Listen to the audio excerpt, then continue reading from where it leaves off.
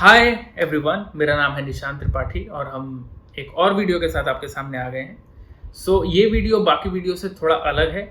हमें बहुत क्वेरी मिल रहे थे, बहुत बहुत सारे डाउट्स थे बच्चों के कि एनआईडी का क्वेश्चन सॉल्व कैसे करें।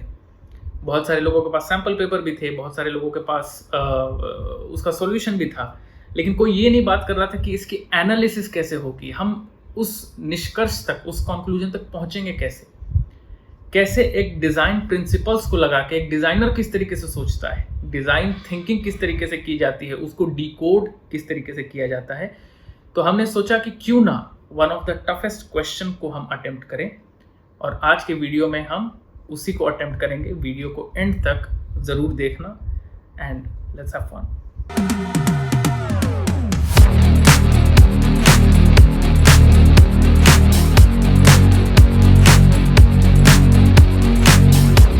What is the best film school right now in the world?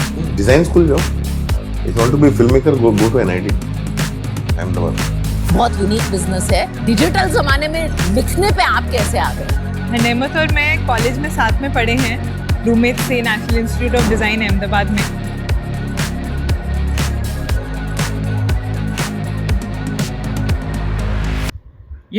सो आज हम जो क्वेश्चन सॉल्व करने वाले हैं, मैं उसके बारे में थोड़ा सा बता देता हूँ। पहले मैं क्वेश्चन पढ़ता हूँ। जैसे study the images provided in the frame 1 and frame 5, establish a connection between the two by drawing the series of transformation from one to another from frame 2, 3, 4। ये रहा क्वेश्चन आपके स्क्रीन के ऊपर, आप इसको ध्यान से पढ़िए। और बहुत बच्चे इसमें क्या होता है कि जल्दबाजी में वो सीधा पेंसिल उठा लेते हैं और ड्राइंग करना शुरू कर देते हैं, लेकिन इसको करने से पहले हमें एक बार एनालिसिस समझना पड़ेगा, एक माइंड मैप समझना पड़ेगा कि हम कैसे इसको सॉल्व करेंगे, किस तरीके से थिंकिंग होगी, किस तरीके से हम उसके कंक्लूजन्स तक पहुंचेंगे। तो पहले वो मैं आपको सिखाता हूँ, वो समझाता हूँ कि किस तरीके से जल्दी से हम इसका एक माइंड मैप कर सकते हैं ताकि हम वहां तक पहुंच पाएं। तो स्क्रीन पर देखते हैं। अब एनआईडी में ये सवाल रैंडमली तो नहीं आ गया होगा कि एक स्टिंग रे से आप टेलीफोन बनाएं या उस तक का प्रोसेस दिखाएं। एक ग्लांस में जब हम इस क्वेश्चन को देखते हैं तो ये बहुत वियर्ड लगता है कि एक स्टिंग रे और एक फोन के बीच में कॉन्सेप्ट क्या है। अगर एक बच्चे को सच में इसके प्रोसेसेस को नहीं पता है ना, तो वो सच में बहुत चक्का हो जाएगा, वो शॉक हो जाएगा कि हम कैसे इस तरीके से सॉल्व करें। देखिए, इसको ना एक बहुत बड़े सिद्धांत के प्रोसेस के रूप में रखा गया है डिज़ाइन के अंदर, और वो 3 मेजर क्राइटेरिया के अंदर फॉल करती है। इस टाइप के क्वेश्चंस को सॉल्व करने के लिए आपको 3 अहम चीज़ें पता होनी चाहिए। पहला है बायोमिमिक्री, यानी कि आप नेचर से इंस्पायर होकर कोई प्रोडक्ट या कोई एक डिज़ाइन बनाते हैं। नेचर में फूल पौधे हो गए या जानवर हो गए या कोई भी एक लिविंग थिंग को आप इंस्पायर हो गए, आप नॉन लिविंग थिंग या प्रोडक्ट बनाते हैं, वो बायोमिमिक्री है। दूसरा है फॉर्म स्टडी। अब फॉर्म स्टडी क्या है? किसी भी चीज़ का एक फॉर्म होता है, एक शेप होता है, एक आकार होता है। किसी भी जानवर को आप देखते हैं, वो एक एरोडायनेमिक्स के ऊपर चलती है। एरोडायनेमिक्स क्या होता है? अगर चीता भाग सकता है तो उसकी एक फ्लो होती है जब वो मूवमेंट करता है, ये एरोडायनेमिक्स है। उसके फॉर्म्स होते हैं, उसके मूवमेंट्स होते हैं, हमें उसको ऑब्जर्व करके समझना पड़ता है। ये होता है फॉर्म स्टडीज। उससे हम कौन कौन से शेप्स, उससे हम कौन कौन से फॉर्म्स को एक्सट्रैक्ट कर सकते हैं, और उसको इम्प्लीमेंट करने के बाद उसमें उसकी थोड़ी झलक दिखाई पड़ती है, ये फॉर्म स्टडी हो गया। और तीसरा है स्टाइलाइजेशन, कि जब हम बायोमिमिक्री के सिद्धांत को समझने के बाद जब फॉर्म स्टडी को कंबाइन करते हैं उसमें, तो तीसरा होता है स्टाइलाइज्ड। उसको कैसे हम एस्थेटिकली और डेकोरेटिव तरीके से उसको बना सकते हैं ताकि वो एक प्रोडक्ट का आकार ले ले। प्रोडक्ट का बेस होना चाहिए, प्रोडक्ट के अपने फंक्शनल मटेरियल होंगे, प्रोडक्ट के अपने सिद्धांत होंगे, वो सारी चीज़ें ये तीनों एंगल से हमें समझनी पड़ती है। अब इसको मैं माइंड मैप के फॉर्म में आपको समझाता हूँ, आइए देखते हैं। लेकिन एक मिनट, माइंड मैप है क्या, और माइंड मैप क्यों ज़रूरी है, पहले ये समझ लेते हैं। देखिए, हो सकता है कि इस प्रोसेस को देखने के बाद आपको ये लगे कि यार एग्जाम में तो माइंड मैप करने का टाइम नहीं होता है, एग्जाम में तो तुरंत सोचना है और तुरंत करना है। लेकिन माइंड मैप क्या है और ये क्यों ज़रूरी है, पहले हम ये जान लेते हैं। माइंड मैप को आसान भाषा में समझते हैं। आपने स्कूल में फ्लो चार्ट्स बनाए होंगे कि एक वाटर साइकिल होता है जिसमें आप अलग अलग चीज़ों को लेबल करते हैं, या एक फूड चेन साइकिल होता है कि ये इससे कनेक्टेड है, ये इससे कनेक्टेड है, ये इससे कनेक्टेड है, ये इससे कनेक्टेड है। एक चीज से डिराइव होकर दूसरी चीज से डिराइव होकर तीसरी चीज। अब इसको माइंड मैप क्यों बोलते हैं? क्योंकि माइंड में थॉट सीक्वेंसेस में आते हैं, एक के बाद बी के बाद सी के बाद डी। उनको एक मैपिंग करनी पड़ती है, एक नक्शे का फॉर्मेट देना पड़ता है और अंत के कंक्लूजन में पहुंचना पड़ता है। अगर ये प्रैक्टिसेस आप पहले कर लेंगे, अगर बार बार माइंड मैप करने की जरूरत पड़ेगी आपको, आप करते रहेंगे जो कि डिजाइन प्रोसेस है, तो एग्जाम में आप बिना माइंड मैप को एक्चुअली लिखे भी दिमाग में सोच सकते हैं। जिस तरीके से क्लास 2 में आप 2+2 4 लिखते जाते थे, अब कैलकुलेशन करने के लिए पेन पेपर की जरूरत नहीं पड़ती है, क्योंकि दिमाग को आपने वो ट्रेनिंग दे दी है। माइंड मैप बिल्कुल डिजाइन के लिए वैसी ट्रेनिंग है। तो अब माइंड मैप करना कैसे है वो देखते हैं। आइए, अब जैसा कि हमने पहले बात किया था, स्क्रीन के ऊपर ध्यान दीजिएगा। सबसे पहले हमारी बात होगी स्टाइलाइजेशन का माइंड मैप हम कर रहे हैं। स्टाइलाइजेशन क्या है? जो हमने पहले बात की थी, बायोमिमिक्री, इंस्पिरेशन और तीसरा स्टाइलाइजेशन, ये उसी का माइंड मैप है। तो अब सबसे पहले हम शेप को ब्रेक डाउन करते हैं। शेप को ब्रेक डाउन करने का मतलब क्या है? जो हमारा स्टिंगरे है उसको हमें काटपीट करना है।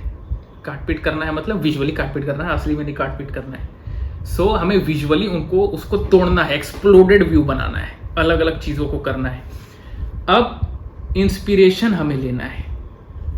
इंस्पिरेशन जब हम लेते हैं ना, तो उसमें 3 अहम चीज़ें निकल के आती हैं। अब स्टिंगरे से इंस्पिरेशन क्या लें? स्टिंगरे लिविंग बीइंग है। अब स्टिंगरे से हम तैरने की क्षमता भी ले सकते हैं, उसके फिन्स चलाने की क्षमता को भी ले सकते हैं, वो कितना डेडली है वो भी क्षमता ले सकते हैं। इंस्पिरेशन क्या लें? इंस्पिरेशन हमें लेना है 3 चीज़ों के लिए। पहला है फॉर्म, दूसरा है शेप और तीसरा है टेक्सचर। क्योंकि स्टिंगरे के अंदर 3 चीज़ें मौजूद हैं। फॉर्म, जैसा कि हमने डिसाइड किया था कि हर एक चीज़ का एक फॉर्म होता है। शेप, हर एक चीज़ का एक कन्फाइंड शेप भी होता है। और अहम ज़रूरी चीज़ है टेक्सचर, टच एंड फील। जैसे इसका एक टेक्सचर है, इस टी शर्ट का एक टेक्सचर है, इस पेन का एक टेक्सचर है। ये एक मटेरियल से बना है, जिसको आप फील करते हैं तो आपको स्मूथ लगता है। हर एक चीज़ ऐसे टेक्सचर की नहीं होती है। प्लास्टिक का अलग टेक्सचर होता है, वुड का अलग टेक्सचर होता है। ये टेक्सचर बाद में काम आएगा, कैसे वो मैं बताऊंगा। अब टेक्सचर से 2 चीज़ें निकलती हैं, जैसा कि हमने बोला। पहला है टच और दूसरा है फील। टच, जब आप छूते हैं तो उसको कैसा महसूस करते हैं। फील, कई बार आप बिना टच के भी किसी चीज़ को महसूस कर सकते हैं, वो फील की बात होती है। अब body design break down. Body design को ब्रेक डाउन करने के लिए, यानी कि उसके शेप्स को समझना पड़ेगा। यहाँ पर 2 अहम चीज़ें डिज़ाइन की लगती हैं, जो कि बहुत ध्यान से आपको समझना पड़ेगा। एक है EOD यानी कि एलिमेंट्स ऑफ डिज़ाइन, और दूसरा है POD यानी कि प्रिंसिपल्स ऑफ डिज़ाइन। अब ये दोनों चीज़ें क्या हैं? ये दोनों चीज़ें बहुत इलेबोरेटेड है डिज़ाइन के वर्ल्ड में। इसके लिए मैं एक सेपरेट वीडियो बनाऊंगा बहुत डिटेल में, लेकिन मैं आपको जल्दी से अभी समझा देता हूँ। एलिमेंट्स ऑफ डिज़ाइन, जैसा कि नाम में ही है, एलिमेंट्स ऑफ डिज़ाइन, यानी कि कुछ एलिमेंट्स जो मिलके डिज़ाइन को डिज़ाइन बनाती हैं। फॉर एग्जाम्पल, बहुत सारे डॉट्स मिलके एक लाइन बनाते हैं। अगर बहुत सारे डॉट्स को आप लाइन में लगाते जाओ तो एक लाइन बनता है। बहुत सारे लाइन्स को मिला के आप शेप बनाते हो, और बहुत सारे शेप्स को मिला के आप अलग अलग फॉर्म्स देते हो 3D में भी, जबकि आप उसमें एक डायमेंशन ऐड कर रहे हो। तो ये सारी चीज़ें हो गई एलिमेंट्स ऑफ डिज़ाइन। अब प्रिंसिपल्स ऑफ डिज़ाइन क्या है? प्रिंसिपल्स यानी कि सिद्धांत। बहुत बार बच्चे कंफ्यूज हो जाते हैं, प्रिंसिपल्स ऑफ डिज़ाइन में भी डॉट, लाइन, शेप, टेक्सचर बोल देते हैं। प्रिंसिपल्स अलग किस्म से काम करता है। फॉर एग्जाम्पल, एक चेयर के माध्यम से समझते हैं। एक चेयर में शेप्स हैं, लाइन्स हैं, फॉर्म्स हैं, यानी कि एलिमेंट्स ऑफ डिज़ाइन है। अब यहाँ प्रिंसिपल क्या लगा है? चेयर चारों पैरों पे बराबर बैलेंस खड़ा है। ये जो बैलेंस है और सिमेट्री है, ये है प्रिंसिपल्स। अगर बैलेंस और प्रिंसिपल्स नहीं लगाए जाए तो एक डिज़ाइन परफेक्ट डिज़ाइन की श्रेणी में नहीं आ पाएगा, वो डिसबैलेंस हो जाएगा। चेयर ऐसा हो जाएगा, फिर वो फंक्शनली यूज नहीं हो सकता, वो डिसप्रोपोर्शनेट हो जाता है। तो प्रिंसिपल्स ऑफ डिज़ाइन में से एक, बहुत सारी चीज़ों में से एक ऐसा है कि आप बैलेंस को समझते हैं, सिमेट्री को समझते हैं, रिदम को समझते हैं। बहुत सारी ऐसी चीज़ें हैं जो कि प्रिंसिपल्स ऑफ डिज़ाइन के अंदर आती है, उसके बारे में हम बहुत विस्तार में नहीं जाते हैं।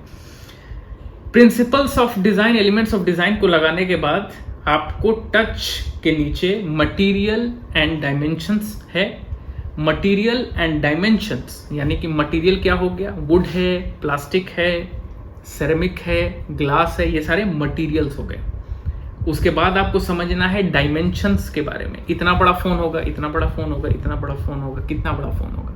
आप उसको फंक्शनली यूज़ करेंगे कि एक स्टिंगरे तो इतना बड़ा होता है, तो इतना बड़ा फ़ोन तो हम नहीं बना सकते, तो इसको डायमेंशन में लाना होगा कि हम कितना बड़ा प्रोडक्ट बना सकते हैं, कितनी उसकी एपिटाइट है झेलने की।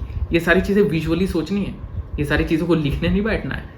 तो अब ये तीनों को जब हम कंबाइन करते हैं, यानी कि elements of design, principles of design, material and dimension को, तब बनता है कॉन्सेप्ट। उसको हम डिज़ाइन के भाषा में प्रोटोटाइप भी बोलते हैं। प्रोटोटाइप और कॉन्सेप्ट का मतलब हो गया कि आपने स्केच का रूप दे दिया है उसको, स्केच के फॉर्मेट में है। कॉन्सेप्ट्स एक नहीं होते हैं, हजारों होते हैं। जो भी डिज़ाइन आप देखते हो आम जिंदगी में, आम चीज़ों में, उसके हजारों कॉन्सेप्ट्स होते हैं। आपने ऐसा देखा होगा अक्सर यूट्यूब पे कि एक कॉन्सेप्ट कार निकली है मर्सिडीज या BMW की, जो कि उड़ती है, उसमें एम्बियंट लाइटिंग जलता है, बड़ा फ्लोरोसेंट लाइटिंग जलता है। ये कॉन्सेप्ट कार्स हैं, ये अभी प्रोटोटाइपिंग फेज में है, ये कमर्शियली यूज नहीं हो सकते, आपके शोरूम में नहीं मिलेगी ये। तो इसको प्रोटोटाइप बोलते हैं। और प्रोटोटाइप्स को इस्तेमाल करने के बाद, यूज करने के बाद, उनको अलग अलग तरीकों से ढंग से इस्तेमाल, यूजर सेंट्रिक अप्रोच और सर्वे के बाद फाइनल प्रोडक्ट बनाया जाता है। ये रहा हमारा माइंड मैप, इसको आप ध्यान से एक बार देख लीजिए, ठीक है। यही चीज आपको हर बार करना है, खास करके प्रैक्टिसेस में करना है।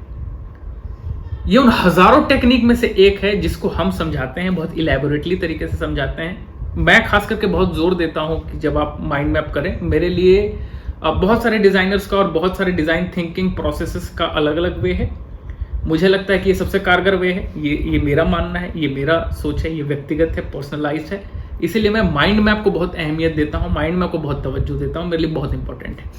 अब आगे मेन एलिमेंट पे आते हैं कि किस तरीके से एवोल्यूशन होगा इस शेप का स्टिंगरे से फोन तक। ये भी एक किस्म का माइंड मैप है, एक किस्म का फ्लो चार्ट है, जिसको भी आपको समझना है और उसको दिमाग में ही बनाना है, ताकि आप कम स्टेप्स में बनाएंगे, क्योंकि इतने सारे स्टेप्स आपको एग्जाम में नहीं मिलेंगे। चलिए देखते हैं। तो सबसे पहले स्टिंगरे की एनालिसिस करने के बाद हम स्टेप 1 बनाते हैं। ये जो स्टेप है ये बिल्कुल स्टिंगरे जैसा ही थोड़ा सा दिखेगा, स्टिंगरे से बहुत अलग नहीं दिखेगा। पहले में हम शेप की ड्राइंग को बनाते हैं। ड्राइंग बनाने के बाद दूसरा जो हमारा स्टेप है, दूसरे स्टेप में हम इसको ज्योमेट्रिक करेंगे। ज्योमेट्रिक करने का मतलब है, आपको स्क्रीन पे अभी दिख रहा होगा कि मैंने उसी शेप को थोड़ा फॉर्मल अप्रोच दिया है। जैसे वेवी लाइंस हैं, उसके आसपास मैंने उसको पूरा प्रॉपर गोल किया है और उसको डाइसेक्ट करने की कोशिश की है, उसके पार्ट्स को अलग अलग किस्म से तोड़ने की कोशिश की है। ये रहा दूसरा स्टेप। अब हम जाते हैं तीसरे स्टेप में। तीसरे स्टेप में मैंने उसी को, अब देखो एक बात बहुत ध्यान से सुनो, स्टिंगरे जैसा दिख रहा है उसको वैसे ही विजुअलाइज नहीं करना है। आप उसको एंटी क्लॉकवाइज घुमा के देखें, उलट पलट के देखें, ऊपर नीचे करके देखें, बड़ा छोटा करके देखें, अलग अलग घुमा के देखें कि किस तरीके से फॉर्मेट में बैठ रहा है। तो मैंने उसको थोड़ा सा टिल्ट किया, सीधा किया अपने विजुअल थिंकिंग के लिए, और अब मैं उसके डायरेक्शन में ड्राइंग को बना रहा हूं। नाउ अब अगला स्टेप ये है कि मैंने अब उसमें से बहुत सारे एलिमेंट्स अब आपको एलिमिनेट करने हैं। इसके लिए भी एक प्रोसेस है, उसको डिजाइन में स्कैम्पर बोलते हैं, जिसमें आप सब्स्टिट्यूट करते हो, एलिमिनेट करते हो, कंबाइन करते हो। उसमें हम इलेबोरेटली नहीं जाते हैं, लेकिन आपको बस ऊपर से ये समझा देता हूं कि डिजाइन में जब भी एवोल्यूशन होता है, स्टाइलाइजेशन होता है, किसी फॉर्म को हम एक शेप तक लेके आते हैं, बहुत सारे एलिमेंट्स आपको निकालने पड़ते हैं, अननेसेसरी के एलिमेंट्स निकालने पड़ते हैं। बेसिकली आपको बहुत मिनिमली अप्रोच तक लेके आना पड़ता है। आपने बहुत बार लोगो देखा होगा ना, ऐसे लोगोस देखे होंगे जिसमें कैट की ड्राइंग है, 2-3 लाइन में ही ड्राइंग है और वो कैट जैसा लग रहा है, या 2-3 लाइन्स है, एक ऐसा स्ट्रोक है जिससे वो ईगल लग रहा है। इसको भी स्टाइलाइजेशन एंड फॉर्म अप्रोच बोलते हैं लोगों में, जिसमें आप कम लाइंस में, मिनिमल लाइंस में कैसे दिखा सकते हैं कि स्टिंगरे है, कैसे दिखा सकते हैं कि फॉर्म है, कैसे दिखा सकते हैं कि फूल है। हमने यहां पर कुछ शेप्स को एलिमिनेट किया। अब आप स्टिंगरे के अंदर में देखिए, अब स्टिंगरे के अंदर एक लाइन है, इसके अंदर 3 छोटे छोटे सर्कल्स हैं। इस एक सर्कल को बाहर निकाल के मैं इसको बड़ा करता हूं और इसकी ड्राइंग बनाता हूं। जब आप इसको ड्राइंग करेंगे और बहुत गौर से देखेंगे तो ये डायल जैसा दिखता है। दिख रहा है आपको? ये बिल्कुल डायल जैसा दिख रहा है। अब इसको हम इंस्पिरेशन मान लेते हैं। अगला इवोल्यूशन ऐसा होगा, अगले इवोल्यूशन में हम इस डायल को अभी तक स्टिंगरे में तीन से 4 डॉट्स दिख रहे थे। हमने उसको इवॉल्व करते करते एक डायल को बड़ा बनाया। अब हमारे डिजाइन में वो एक ही रहेगा, 3-4 बनाने की जरूरत नहीं है। तो मैंने सेंटर में एक डायल को प्लेस किया, उसके पीछे स्टिंगरे की बॉडी बनाई, उसके ऊपर एक गोला बनाया और उसके फिन्स यानी कि जो पीछे का टेल पार्ट है उसको निकाला है। आगे इवॉल्व करते हैं। अब यहाँ पर हमें कुछ चीजें कंबाइन करनी है। अब हमें यहाँ पर कुछ शेप्स डालने हैं। इस शेप्स को जैसे ही हमने डाला, अब आप स्क्रीन पे देख सकते हैं कि टेलीफोन जैसा दिखने लगा है। एक ना विजुअल हायरार्की हमें दिखने लगी है, टेलीफोन ऐसा है। Now the next portion is कि अब हम जो डायलर है जिसको हमने बीच में रखा है उसको हम सिर की तरफ सिरका दें, तो हमारा डिजाइन में अब वो थोड़ा ऊपर चला गया है। ये बात ध्यान रखना कि ये मैं कैसे डिसाइड कर रहा हूं कि ये सर्कल ऊपर जाना चाहिए, दायां जाना चाहिए, बायां जाना चाहिए। देखो बहुत इंपॉर्टेंट है। हमें पॉइंट ए भी दिया हुआ है, पॉइंट बी भी दिया हुआ है, यानी कि हमें इवॉल्व करके पॉइंट बी तक ही पहुंचना है।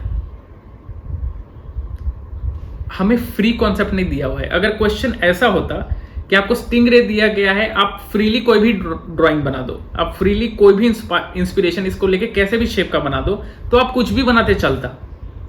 लेकिन अब आपको हर एक स्टेप इस तरीके से लेने हैं कि आपको एंड तक वहां पहुंचना है। और हमें टेलीफोन में दिख रहा है कि डायल सर की तरफ है, तो सेंटर से सर की तरफ ही आया होगा डिजाइन, ये हमें मानना पड़ेगा। इसलिए मैंने इसको सेंटर से हेड की तरफ सरकाया थोड़ा सा। आगे बढ़ते हैं। अब हमने जो उसका टेल पार्ट है, टेल पार्ट को निकाल के, आपने टेल पार्ट को यहां पर हाईलाइट करके देखा होगा, यहां पर मैंने दिखा भी दिया है। अब इस टेल पार्ट को मैं ब्रेक करके अगर 2 तरफ लगा के बीच में एक डंडी लगाऊं तो वो डायलर जैसा दिखता है। अब ये डायलर की हायरार्की आपको यहां दिख रही होगी। अब ये डायलर का इवोल्यूशन इस तरीके से हुआ होगा। अब आगे फाइनल जो स्टेप है वो ये है कि ये इस स्टेप के बाद बिल्कुल टेलीफोन जैसा लगने लगा है। नाउ ये रहा कि स्टिंगरे से हम उस ब्लैक वाले टेलीफोन जिसका डिजाइन है वहां तक कैसे पहुंचे। लेकिन एग्जाम का जो क्वेश्चन है ना, वो फिर से देखो, एग्जाम के क्वेश्चन में 2 ही डब्बे हैं, 2 से 3 डब्बे मैक्स होते हैं। यानी कि आपको स्टिंगरे से इस प्रोसेस को फॉलो करके वहां तक नहीं पहुंचना है। इसमें हम टाइमलाइन और एवोल्यूशन भी दिखा सकते हैं। तो मैंने ऐसा टेलीफोन भी बीच में बनाया है। ये देखो दोनों फोटो के बीच में जो मैंने बनाया है लास्ट में, ये भी एवोल्यूशन का पार्ट है। अगर हम टेलीफोन के एवोल्यूशंस को देखते हैं तो ये ब्लैक वाली टेलीफोन को बनाने से पहले, इन्वेंट होने से पहले इसका डिजाइन ऐसा था। ऐसे वाले टेलीफोन आते थे पहले, ऐसे वाले। सो वो भी बीच का पार्ट रहा होगा और वो भी ऐसे ही फिश से इंस्पायर्ड है। अब हम इसको थोड़ा कलर करके देखते हैं। चलिए कलर का प्रोसेस एंजॉय करते हैं।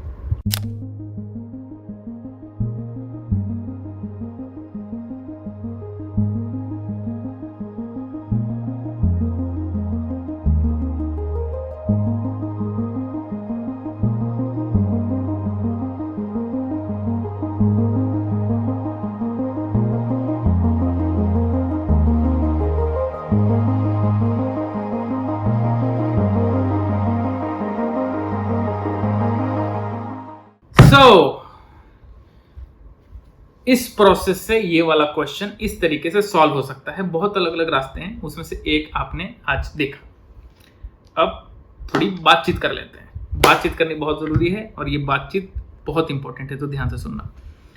ये जो अभी हमने किया, जो स्क्रीन प्रोसेस में हमने समझे, ये हजारों डिजाइन टेक्निक्स में से एक टेक्निक है जो हम पढ़ाते हैं। जिस तरीके से हम चीज़ों को एक्सप्लोर करते हैं, आपके ऑब्जर्वेशन की थिंकिंग देखी जाती है।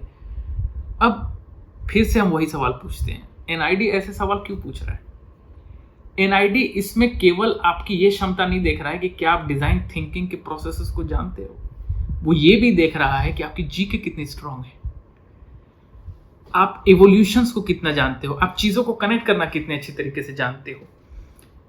हमारे जिस तरीके से हम चीज़ों को अप्रोच करते हैं, हम स्टूडेंट्स को जो चीज़ें गाइड करते हैं, बताते हैं, वो बहुत अलग अलग रास्तों से होकर गुजरता है और बहुत अलग अलग इनोवेटिव चीज़ें होती हैं। तो अभी आपने एक डिज़ाइन प्रोसेस देखा, ऐसे कई डिज़ाइन प्रोसेसेस को आप अगर समझ लेंगे, अभी हो सकता है कि बहुत बच्चों को ये देखने में लग रहा हो कि माय गॉड ये कितना भयानक ये कुछ कर रहे हैं, ये एकदम ऐसे माइंड मैप चार्ट बन रहा है, फ्लो चार्ट बन रहा है, माय गॉड एकदम भौचक्का हो रहा है आदमी। ऐसी बात नहीं, ये बहुत आसान है, एक बार दिमाग में प्रोसेस समझने की बात है। जब आपने क्लास में पहली बार अलजेब्रा पढ़ा था, आपको टफ लगा था, लेकिन 6 महीने के बाद वही चीज़ पीस ऑफ केक लगने लगी थी। ये बिल्कुल वैसा ही है। जब आप किसी चीज़ को प्रैक्टिसेस में लेके आते हैं तो आपके लिए चीज़ें यूं हो जाती हैं।